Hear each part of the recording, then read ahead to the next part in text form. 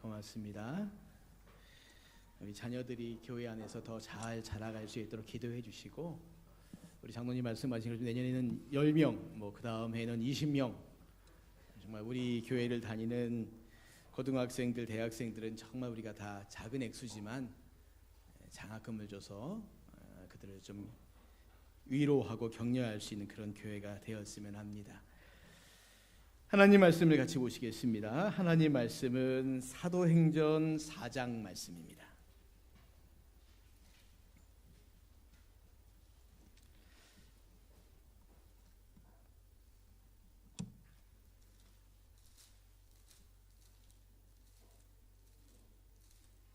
사도행전 4장 32절부터 35절까지 말씀.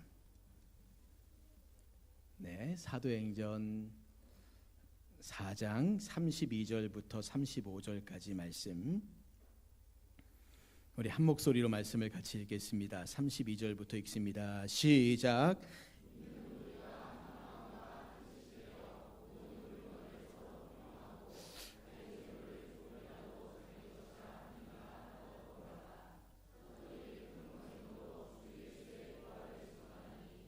우리가 큰 은혜를 받아 그 중에 가난한 사람이 없으니 이는 밭과 집 있는 자는 팔아 그 판 것의 값을 가져다가 사도들의 발 앞에 두매 그들이 각 사람의 필요를 따라 나누어 줌이라.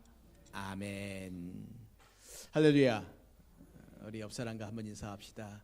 우리 신 목사님이 잘하는 인사입니다. 잘 오셨습니다. 오늘 꼭 예수님 만나세요. 오늘 꼭 예수님 만나세요. 고맙습니다. 오늘 꼭 예수님 만나세요. 할렐루야. 오늘 꼭 예수님 만나시기 바랍니다. 제가 요즘 설교를 하면서 갑자기 가을이 다가오니까 마음에 무슨 감성이 생겼는지 시를 한 편씩 계속 읽고 있습니다. 오늘도 시 한 편 읽고 시작을 하려고 합니다. 박노해 시인의 나눔의 신비라고 하는 시입니다.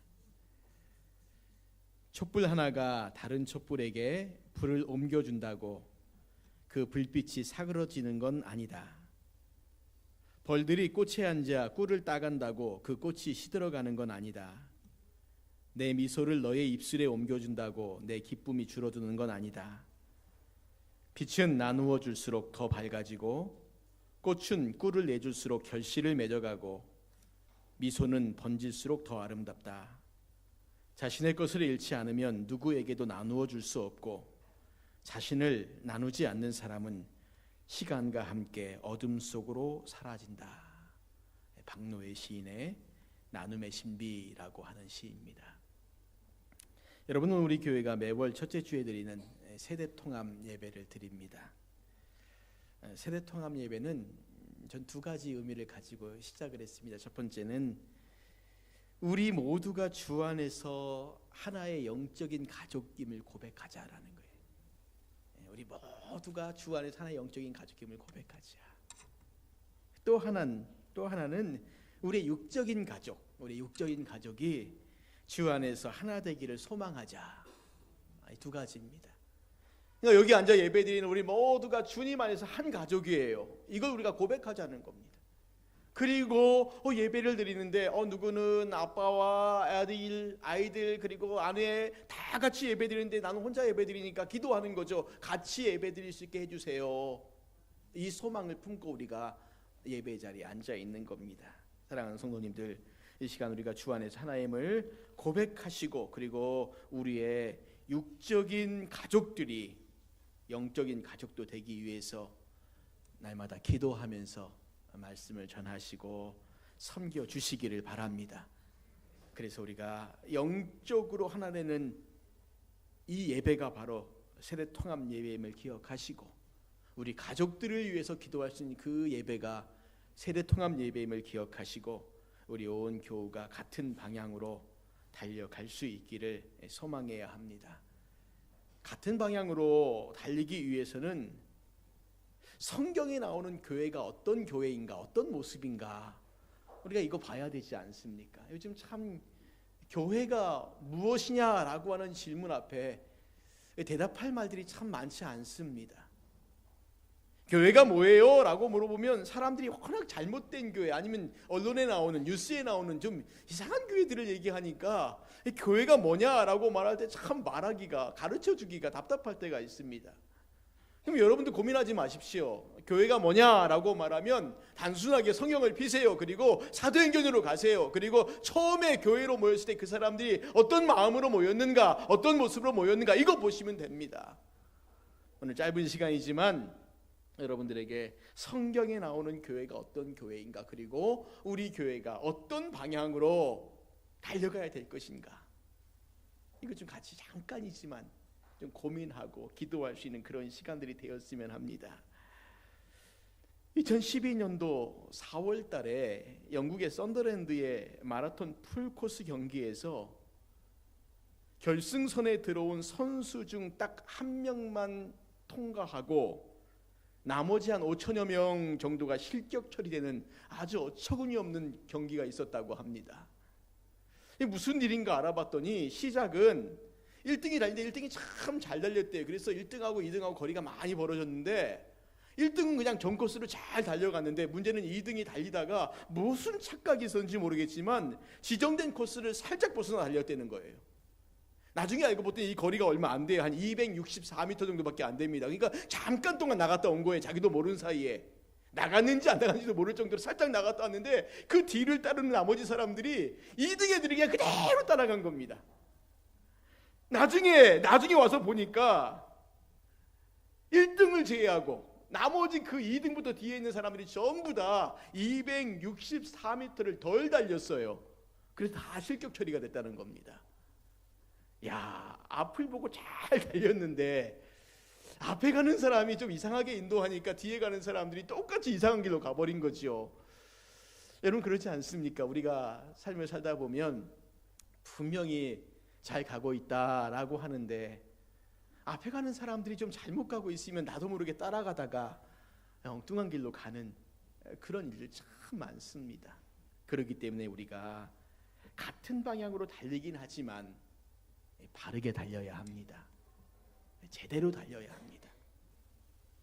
그래야지 나중에 결승선에 딱 도착했을 때 합격 그러지 않겠습니까? 여러분 보세요. 세상의 운동 경기에서도 이처럼 냉혹한데 앞으로 우리 앞에 있을 하나님의 심판 어떨까요? 제가 아침에 목이 좀 아프더라고요. 그래서 왜 이렇게 목이 아픈가 그랬더니 어젯밤에 소리를 좀 질렀어요. 그래서 야, 이 토요일 밤에 소리 지르면 안 되겠구나. 왜 이렇게 찬양하는데 목소리가 안 나오나 그랬더니 어젯밤에 제가 소리를 2번이나 와 질렀던 것 같아요. 여러분들 그러셨죠? 소리 질렀지요? 예. 여러분 보세요. 어제 운동 경기하면서 그런 거 느끼셨지 않습니까? 야, 정말 골 넣고 잘 내렸는데 몇 번의 반칙이 있으면 아무리 골을 넣어도요, 그 반칙하면 골 아닙니다. 그러니까 우리도 마지막 때 하나님 앞에 딱 섰을 때 과연 하나님은 우리의 삶에 대해서 뭐라고 말하실까? 하나님, 내가 정말 잘 달려왔어요. 그런데 너 바르게 달리지 않았다라고 말하면 뭐라고 말씀하시겠냐는 거죠. 여러분 우리나라에서도 일제 강점기에 이런 비슷한 사건이 있었습니다. 그것은 신사참배에 관한 것이었는데 모든 교회가 신사참배하기로 가결하고 난 다음에요, 물론 모르는 사람도 있었겠죠. 예배 드리기 전에 신사참배 사이렌이 울리면 한 사람의 고개를 다 숙입니다. 그럼 모든 사람이 일제히 다 고개를 숙이는데 어느 쪽으로 고개를 숙였냐면 그 당시 우리나라의 신사가 남산에 있었다고 해요. 그래서 남산을 향하여서 모두가 고개를 다 숙였다고 합니다. 그런데 이 일에 대해서 비판이 일자 고개를 숙였던 어떤 사람들이 이렇게 말했다고 해요. 나는 마음으로는 주님께 고개를 숙였습니다. 내 육체의 고개는 신사를 향해 숙였지만 내 마음으로는 주님을 향해 고개를 숙였다고요. 그에 비해 정말 소수의 사람들 속마음이 어떠하든지 고개만 숙이면 피할 수 있었음에도 불구하고 그것 거부하다가 감옥에 갇히고 모든 고난을 당해야 했습니다. 마음은 물론이지만 육체적으로도 주님께 드려야 하는 모든 경배를 결코 우상에게 주지 않겠다는 겁니다. 왜요? 왜 그렇습니까? 주님의 십자가의 보혈을 통한 구속함을 받은 우리가 아주 작은 것 하나도 결코 가볍게 여기지 말아야 한다는 겁니다. 42.19km를 달렸는데 그중에 264m를 엉뚱한 길로 갔다가 덜 달렸어요. 그럼 실격인 겁니다. 그럼 실격인 거예요. 마지막 주님 앞에 섰을 때 우리가 주님 나는 마음으로는 안 그랬지만 어쩔 수 없었어요 라고 말할 때 뭐라고 말씀하실까라는 거예요. 여러분, 우리가 주님을 믿고 살아가길 원한다면 진리에 대한 지극히 작은 것도 결코 가볍게 여기지 말라는 겁니다. 정확하게 그리스도의 길을 가길 원한다면 성경이 말하고 있는 성도의 삶, 이 교회의 삶 지켜야 합니다. 오늘 이 본문의 말씀은 우리에게 교회가 무엇이지? 교회는 어떻게 모여야 하지? 성도들은 어떤 마음을 가지고 어떤 삶을 살아가야 되지? 이것을 우리에게 보여주는데 바로 교회란 이름으로 처음 모였던 예루살렘 교회가 어떤 특징을 가지고 있었는가 하는 것을 보여주는 겁니다. 여러분, 본문을 다시 보시기 바랍니다. 자, 본문을 다시 한번 보세요. 우리 말씀이 길지만 한번 다시 읽겠습니다. 32절부터 읽겠습니다. 시작. 믿는 무리가 한 마음과 한 뜻이 되어 모든 물건을 서로 통용하고 자기 재물을 조금이라도 자기 것이라 하는 이가 하나도 없더라. 사도들이 큰 권능으로 주 예수의 부활을 증언하니 무리가 큰 은혜를 받아 그 중에 가난한 사람이 없으니 이는 밭과 집 있는 자는 팔아 그 판 것의 값을 가져다가 사도들의 발 앞에 두매 그들이 각 사람의 필요를 따라 나누어 줌이라. 자, 여러분 보십시오. 예루살렘 교회를 이야기할 때마다 가장 특징적인 모습이 이 모습입니다. 그러면 어떻게 이렇게 행할 수 있었을까? 오늘 33절에 보니까 이렇게 말하죠. 무리가 큰 은혜를 받았다. 무리가 큰 은혜를 받았다. 예루살렘 교회의 성도들은 큰 은혜를 받았다는 거예요. 그럼 그들이 받은 큰 은혜가 무엇입니까? 예수 그리스도의 십자가로 말미암아 내가 구원받았다는 거죠. 그러면 그 구원받았다는 증거가 어떻게 나왔습니까? 놀랍게도 자기의 사유재산을 부정했다는 겁니다. 오늘 말씀이 이렇게 나오지요. 어느 누구도 자기의 것을 자기 것이라 하는 이가 하나도 없었다고요.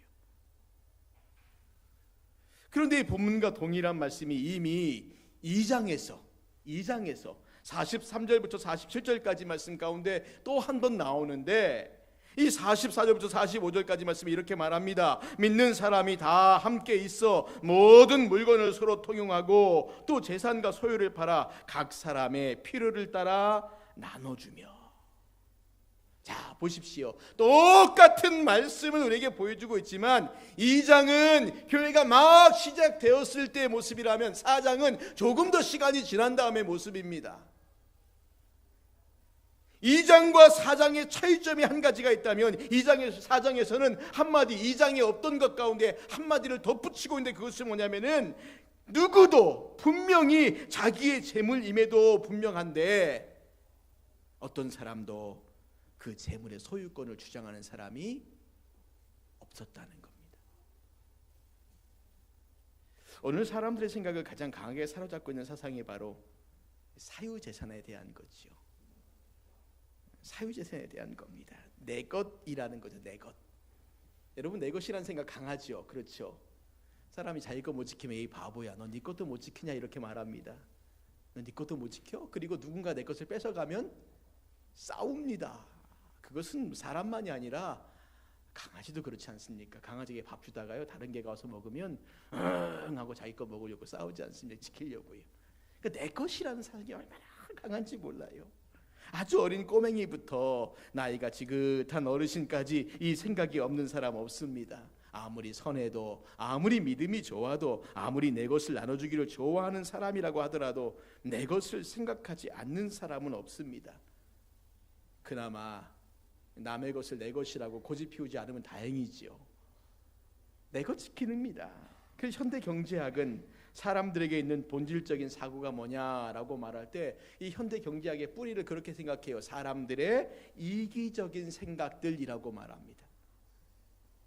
모든 경제 활동을 하는 그 근본의 마음이 뭐냐면 이기적인 마음이라는 거예요. 그래서 나를 생각하는 마음이 너무 크니까 사람들이 너를 생각하거나 우리를 생각하지 않는다는 겁니다. 그러니 먹고 살기 위해 살아가는 모든 것이 다 전투입니다. 공부하는 것도 전투고, 취업하는 것도 전투고, 자영업, 사업 전투고, 직장생활 전투입니다. 너를 밟고 올라가지 않으면 내가 밟힌다는 이 치열한 마음으로 살아갑니다. 이 세상의 모습이잖아요. 우리 부정하지 않잖아요. 그렇죠. 어찌하든지 올라가다 보면 그럼 싸울 수밖에 없어요. 그냥 가만히 있으면 사람들에게 짓밟히고 어느 순간에 내 것도 못 챙기는 바보 되고 맙니다. 세상이 이러하니까 예수님을 믿는 우리도 다르게 사는 것이 쉽지가 않습니다. 정말 쉽지 않아요. 지난주 금요일 날 도청 가서 성경 공부 인도하고 난 다음에 한 두 분하고 식사 이렇게 잠깐 차를 마시고 얘기하는데 그분이 그래요. 진급을 앞두고 난 다음에 자기가 이런저런 고민하는데 희한하게 자꾸만 자기의 앞에 진급을 막는 사람이 그 위치에 딱 계속 서 있다는 거예요. 이건 아무리 의도적으로 하려고 안 되는데 희한하게 어떤 사람이 자기 앞길을 막는 그 자리에만 계속 있다는 겁니다. 그래서 목사님 이거 어떻게 될지 모르겠다고 자기 인생을 말하는데 진급하는 거에 대한 고민만 아니면 괜찮다는 거예요. 그 사람이 거기에 있건 없건 상관없는데 진급하는 것만 생각하면 그 사람이 거기 있는 게 너무나 힘든데 왜 하나님이 자꾸만 그 사람을 거기 앞에 둘까, 그런 고민한다는 겁니다. 이게 우리의 일반적인 고민이잖아요. 그래서 이 사도행전 2장과 4장의 초대교회의 모습은 이해도 되지 않을 뿐더러 정말 저렇게 살 수 있을까 하는 그런 마음도 드는 겁니다. 그런데 성경은 초대교회 성도들에 대한 기록에서 두 번에 걸쳐서요 이렇게 살았다라고 그렇게 기록합니다. 자, 그럼 여러분 보십시오. 어떻게 그렇게 살 수 있었을까? 어떻게 그렇게 살 수 있었을까? 말씀을 자세히 읽어보면, 나중에 한번 꼭 읽어보십시오. 자세하게요.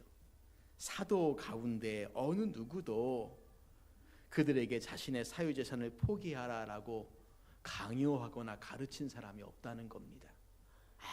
아무도 없어요. 우리 공동체로 들어오려면, 너 예수를 믿으려면, 우리 교회 같이 모이려면 그럼 너 네 거 포기해야 돼 라고 말하는 사람이 하나도 없다는 거예요. 네 거 팔아가지고 우리에게 가져와 라고 말하는 경우가 한 번도 없었다는 건데 그렇게 살았다는 거지요.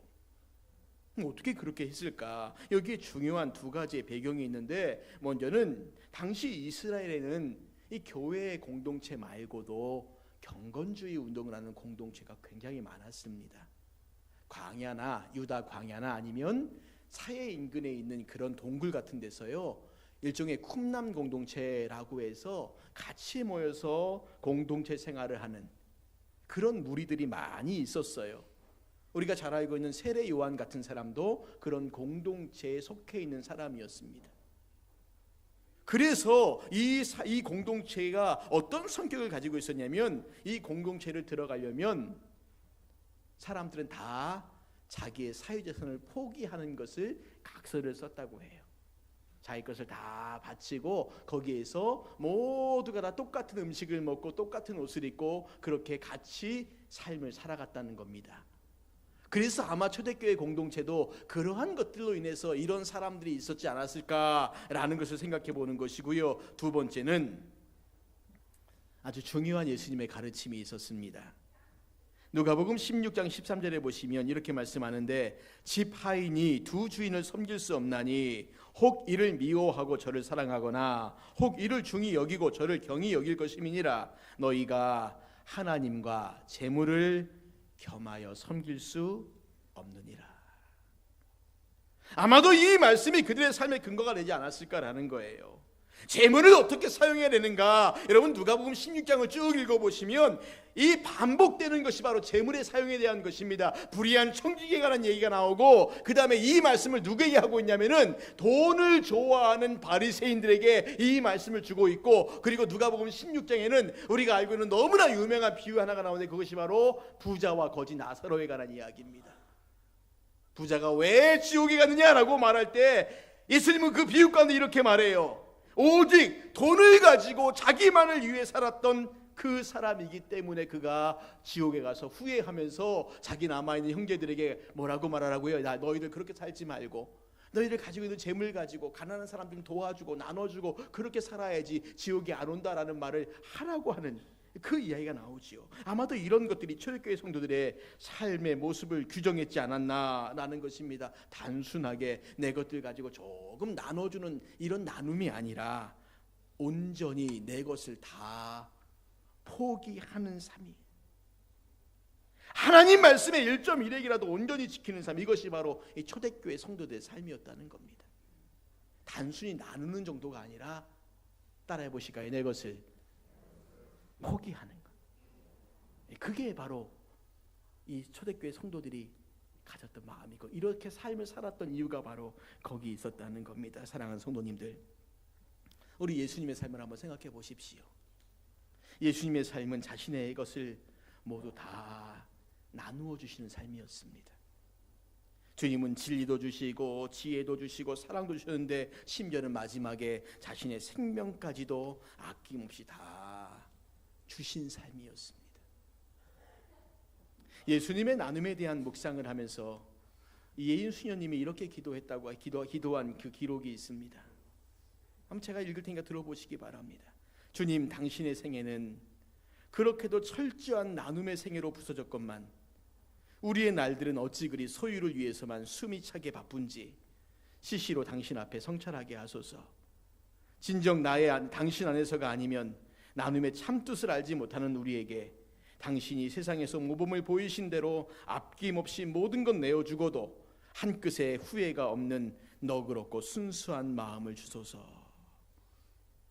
여러분, 예수님 그렇게 사시지 않았습니까? 다 주시는 삶이었기 때문에 그 삶을 보았고 그 은혜를 잠깐이지만 누렸던 이 초대교회 성도들은요, 그렇게 살 수 있었습니다.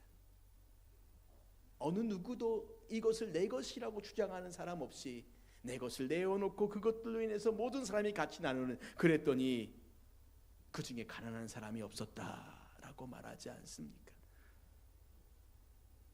어떤 심리학자가 성숙한 인간이 되려면 3단계를 거쳐야 한다라고 말했습니다. 첫째는 받는 단계래요. 가장 어린아이 단계랍니다. 받는 단계. 생각해 보시면 인간은 어느 나이까지 계속 받기만 하지 않습니까? 옛날에는 10대까지만 주면 되는데 이제 20대도 주고 30대도 주고 뭘 계속 받으려고만 하죠. 이게 가장 낮은 단계입니다. 두 번째는 소유하는 단계래요. 내 것들을 이제 챙기고 가주는 이런 단계고요. 마지막 3번째가 주는 단계라고 합니다. 사람이 성숙하고 훌륭한 인격자가 되려면 어디까지 가야 되냐면은 주는 단계, 주는 단계, 거기까지 가야 한다는 겁니다. 하나님의 사랑이 바로 그런 사랑이지 않습니까? 하나님의 사랑은 주는 사랑이셨습니다. 하나님은 우리 인간들에게 사랑을 받지 않으세요. 하나님은 사랑을 끊임없이 주십니다. 끊임없이 주세요.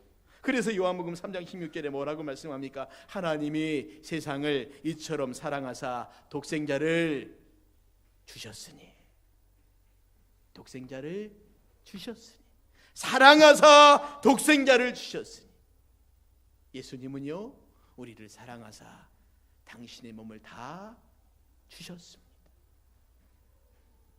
그래서 사랑은 주는 것이고 나누는 것이라고 말하는 겁니다.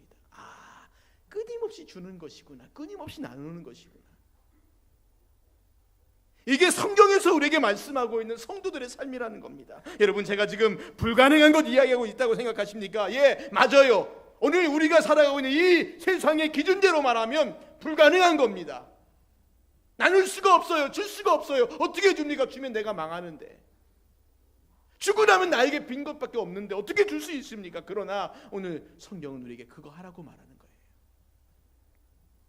주어 보라고요. 나누어 보라고요. 지금이 내 것인데 라고 좀 움켜쥐지 말고 좀 나누어 주라고요. 우리에게 그렇게 살라고요. 참 하나님 믿는 게 어렵습니다. 우리에게 불가능해 보이는 것들을 말씀하시는데 이미 성경에서 그렇게 살았던 것을 말씀하시면서 이렇게 사는 게 은혜라고요. 이렇게 사는 게 은혜라고요. 사랑하는 성도님들, 우리 어렵고 힘든 길이지만 다시 한번 주님의 이름으로 우리 부탁을 드립니다. 우리가 성숙해지는 어른이 되고 성숙해지는 신앙인이 되길 원한다면 자꾸 내 손을 벌려서 내 주머니를 열어서 나누시는 겁니다. 주시는 겁니다. 다 줄 수 없다면 조금씩 출발하십시오. 아주 작은 것부터 주십시오. 내가 부담 안 될 만큼 시작하십시오. 그러면 어느 순간에 우리가 더 많은 것들을 나누는 그런 삶의 자리에 서게 될 줄 믿습니다. 오늘 같이 찬양하는 시간을 갖고 기도할 텐데요, 정말 우리가 소망을 담아서 이 찬양을 드리겠습니다. 낮엔 해처럼 밤엔 달처럼 그렇게 살 수는 없을까? 욕심도 없이 어두운 세상 비추어 온전히 남을 위해 살듯이 우리가 이 찬양이 우리의 기도의 제목이 되고 우리 교회의 기도 제목이 되어서 우리가 나 말고 정말 우리 주위에 있는 많은 사람들 좀 돌아볼 수 있게 해달라고, 돌아볼 수 있게 해달라고 여러분들에게 장학 헌금에 대한 부탁을 드린 것처럼, 또 카페를 섬기는 그런 일을 통해서 우리가 이웃을 섬기는 일들을 부탁했던 것처럼, 그렇게 우리가 우리의 것들을 나누어서 모아서 정말 많은 사람을 섬기는 우리가 그런 삶을 우리가 살기를 소망하면서 우리 같이 찬양을 드리겠습니다. 낮엔 해처럼 밤엔 달처럼.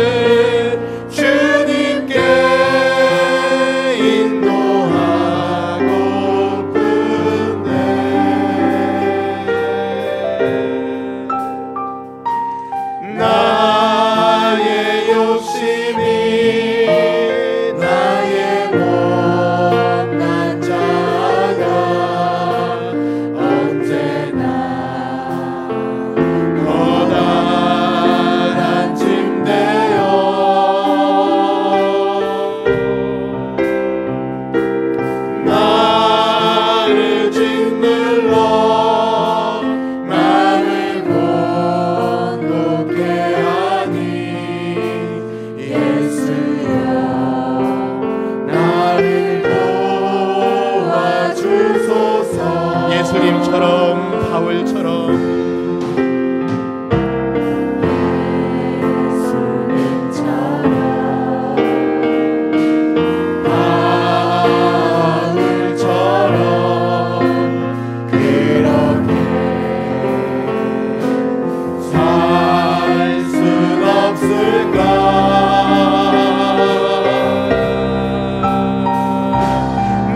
남을 위하여 당신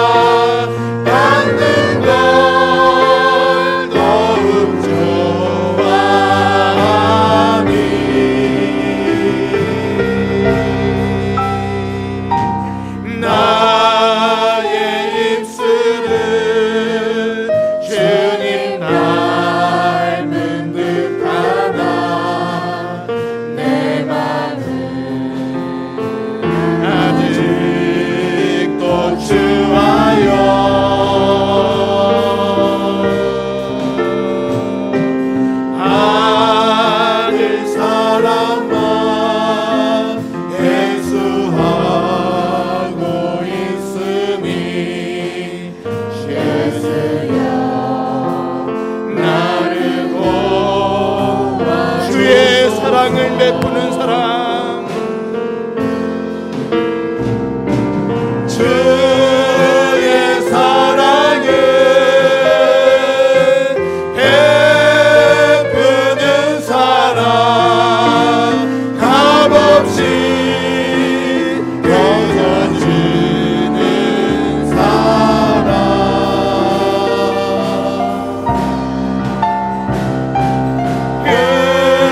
그러나 나는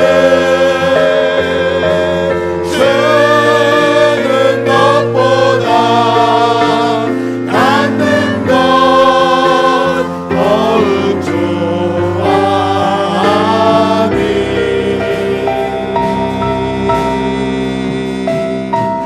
나의 입술은 주님 닮은 듯하나 내 맘은 아직도 주와여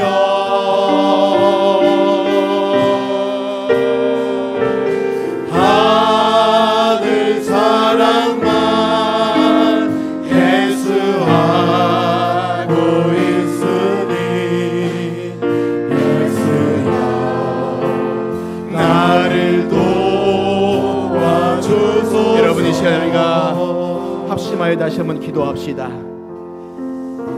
주님 안에 주님의 사랑은 주는 사랑이었고 오늘 우리에게도 똑같은 것을 말씀하세요. 너희가 사랑을 거저받았으니 너희도 거저주라고요. 너희가 받은 은혜가 있으니 너희도 가서 거저주라고요. 그런데 우리는 자꾸만 우리가 받을 것들만 지금 생각하고 있지 않습니까? 우리를 위해 창고를 만들고 쌓아두는 것들만에 관심을 두고 있지는 않습니까?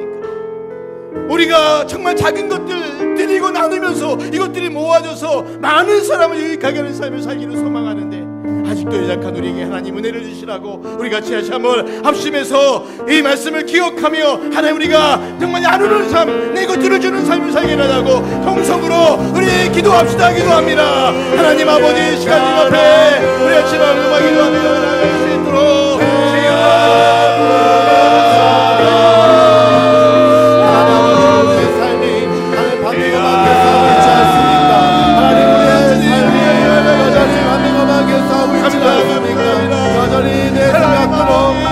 내가 말을 챙기고 나눠주기를 하나님 섬기기를 싫어하며 아버지의 뜻을 나누는 것이 아니라 아버지 내 것을 챙기고 여전히 욕심으로 가는 참으로 여전히 자기 주식적으로 가는 참 하나님 나의 모습을 아니죠. 하나님 내 안에는 모든 탐심과 욕심이 없어지기 원합니다. 내 안에는 모든 탐욕과 내 안에는 모든 이기적인 마음들이 무너지기 원합니다. 주님이 나 같은 자를 위하여 생명까지 나눠주셨으니 주님께서 나 같은 자를 위하여 목숨까지도 아끼지 않으셨으니 하나님 주님을 경험하는 삶을 살기 원합니다. 내 것을 내 것이라는 것이 아니라 모든 것이 하나님의 것이고 모든 것이 주님 것을 기억하고 나의 삶에 주님을 고백하며 내 것을 주장하는 것이 아니라 내 소유를 주장하는 것이 아니라 주님이 기뻐하시는 대로 주님이 원하시는 대로 하나님을 사랑하기를 소원합니다. 하나님 내 안에 모든 욕심이 왔습니다. 하나님 내 안에 모든 탐심이 왔습니다. 주의 사랑을 베푸는